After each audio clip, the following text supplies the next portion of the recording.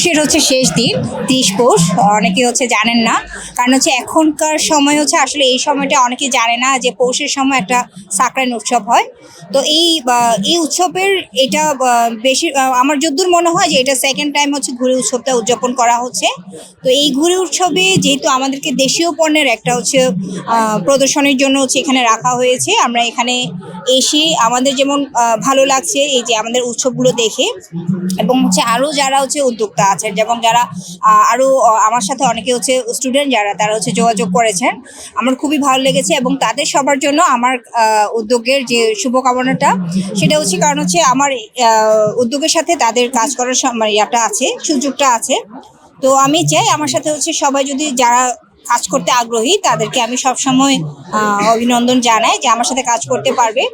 এবং সাথে আমাদের যে অনুষ্ঠানের যে আয়োজনটা হয়েছে আজকে ঢাকা ভার্সিটিতে, তো এটার আয়োজনটা আসলে স্টুডেন্টদের জন্য, এখনকার যে স্টুডেন্টরা আছে তাদের জন্য আসলে আমাদের এই পৌষের সিজনটাকে পরিচয় করে দেওয়ার একটা সময়।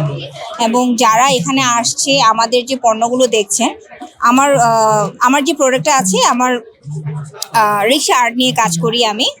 আমার প্রতিষ্ঠানের নাম ফিনারি, এবং আমরা কাজ করছি ঢাকাতেই। আমাদের নানান ধরনের রিক্সা আর্ট, সাথে আরও আছে আমার আদিবাসী পণ্য।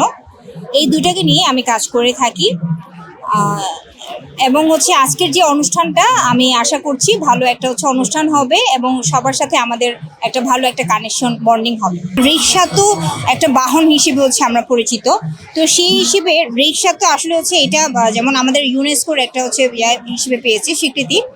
তো এই জিনিসটাকে আমরা চাই যে নানান মাধ্যমের হয়ে যেন একজন এখন যারা নতুন যারা আছে তাদের কাছে যেন এটার পরিচিতি করাতে পারে।